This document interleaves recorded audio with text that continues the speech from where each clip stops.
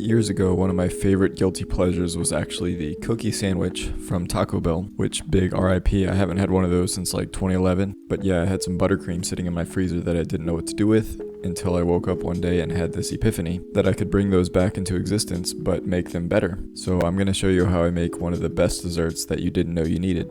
Really, you can do this with any chocolate chip cookie and buttercream recipe, but I'm going to show you a couple of techniques and ways that I think I match them together pretty well. We're going to start with a pan on medium heat, and we're going to be browning about 2.5 sticks or 283 grams of unsalted butter. I just let that melt and I stirred constantly to evenly brown the milk solids. To me, you don't have proper chocolate chip cookies unless you brown the butter. I think that's the most vital step in any recipe. And once you see all these brown solids like this, you're done. You don't want to go too far because you'll burn the butter. I'm just going to transfer that to a measuring cup to let it start to cool, and to make up for the loss of moisture with some of the water evaporating, I'm going to add back in about 2 tablespoons of heavy cream. You could do this with water as well, but the heavy cream is going to bring an extra noticeable richness to this. You can let that cool in the fridge while you prep the rest of your ingredients, or you could just dunk it in a bowl of ice water, which is going to cool it a lot faster while you stir it. I'm also going to note that I'm using a little extra butter than normal cookie recipes, which is going to help them spread and become a little thinner than normal. I want them to be thinner for the sandwich, which is why I'm doing this. Then into a bowl with a whisk or the bowl of a stand mixer with the paddle attachment, I'm going to add in 200 grams or 1 cup of white sugar and a half a cup or 100 grams of dark brown sugar. Again, this is a little higher ratio of white to brown sugar than I normally use in cookie recipes, but the extra white sugar is going to help the cookies be a little more crisp and less chewy, which is again something I personally want for the texture of the sandwich. Then we pour in our slightly cooled brown butter and cream those together. Then I'm going to add in about a full tablespoon of vanilla extract. I love the extra vanilla flavor in cookies. And then while the mixer's running on low, I'm going to add in 2 eggs, 1 egg yolk at a time. And as usual, it's preferable to have the eggs be room temperature before you add them in. So I just set mine out like 30 minutes before I start. And I'm creaming all of that together until it becomes this ribbony texture, which is always my favorite part of the cookie making process. Then I'm going to add in my dry ingredients one at a time, which consist of 12 grams or 2 teaspoons of kosher salt, 5 grams or 1 teaspoon of baking soda, 1.5 grams or 1 teaspoon of instant espresso powder, and 15 grams or 1.5 tablespoons of malted milk powder. I love the little added hint that chocolate desserts get from the espresso powder and the malted milk powder. For my flours, I'm doing about 130 grams or a little more than a cup of each all-purpose flour and bread flour. I like doing half and half on the flours because the little extra protein from the bread flour is going to bring nice texture to our cookies. Then I'm going to mix everything just until it comes together. I don't want to overmix because now that the flour's in, I don't want to develop gluten in my cookies. Now for the final ingredient, the chocolate.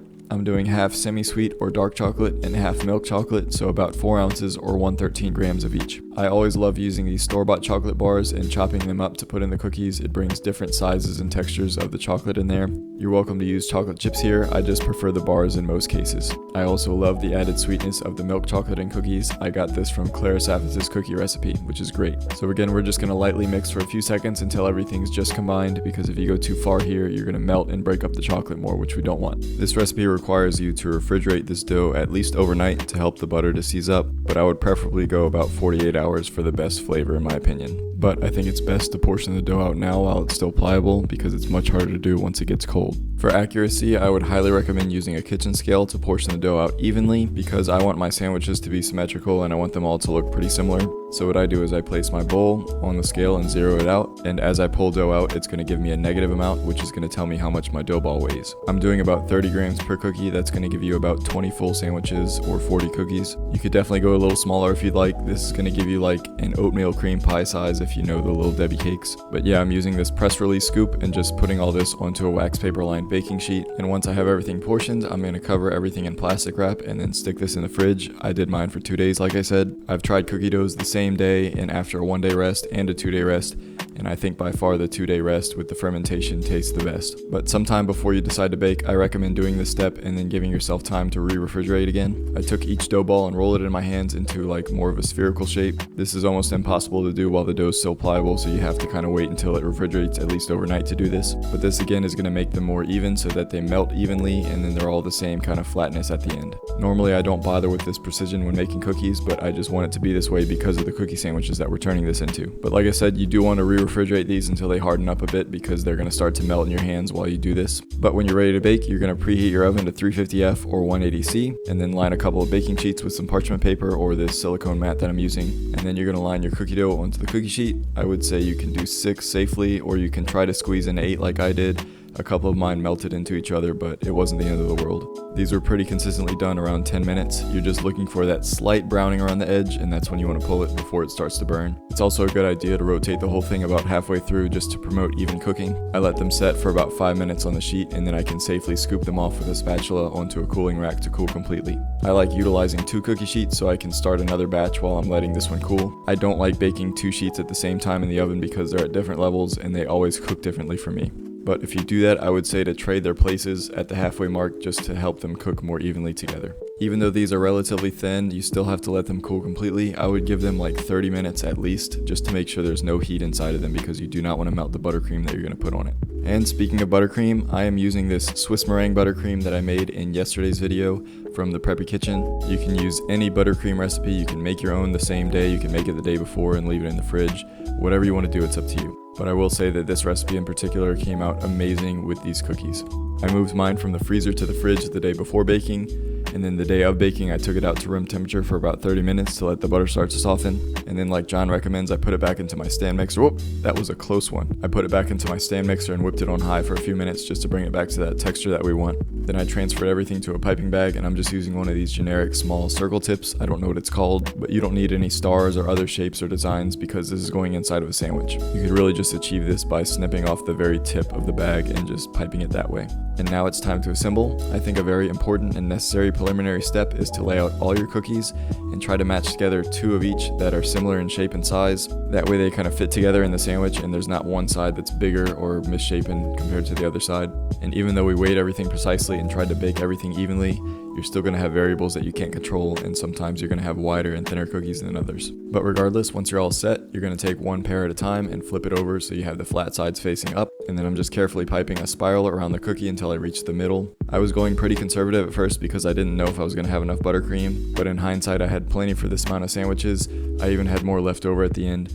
And I also snacked on some at the beginning when I first made the buttercream, so if you use these 2 recipes you should be fine. I just went back at the end and filled in more gaps on the cookies that I started with. But what I love about this recipe is it uses buttercream and it does use a piping bag, but you don't have to be good at it. I'm definitely not. I don't know how to decorate desserts and I don't know how to do all those fancy designs, but you really don't have to make anything look pretty here because you're going to be covering it up and it's going to look amazing at the end no matter what. But once you have everything piped, you can carefully flip over the other half of the cookies.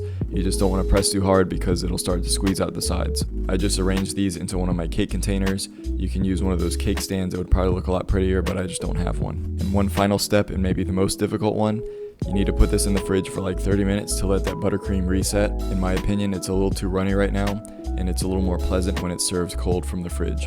So yes, this is definitely a recipe you store in the fridge until it's time to serve because of the buttercream. But these look amazing. This is definitely a good way to put a twist on cookies or brownies or just the regular things that you'd bring to an event. The people I brought them to were definitely impressed. I was so happy with how everything turned out.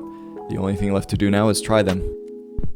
Okay, I'll be honest, I have pretty high expectations for these. I've already tried the cookies and I've already tried the buttercream in a different recipe, but I haven't put them together yet and I haven't tried it. But I mean, you can just imagine with what's inside of this, it's gonna taste amazing. It is like a butter overload because you have like 4 sticks of butter to make this much buttercream, and these cookies have extra butter in them to make them more flat and more crispy to fit better in the sandwich.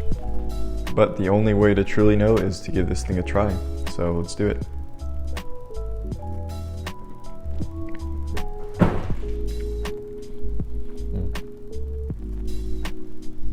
Okay, I think it's safe to say that the high expectations were met here. There's just something about the clash of the dark browned butter that mixes in with the fresh butter and the buttercream. The middle is so light and just airy and refreshing, and then the outside has all that flavor that you want in a chocolate chip cookie.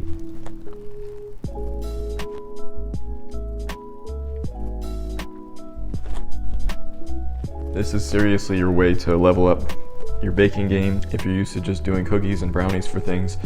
This is not something that takes a lot of skill if you're not good at decorating things. This is a way to level it up without much more work. So as usual, I'm going to be taking this to my church group tonight, and I think I'm going to have a lot of happy people afterwards. But thank you to John from the Preppy Kitchen for the buttercream recipe, and thank you all that are watching this video. I hope you got some enjoyment out of it. I'll see you next time.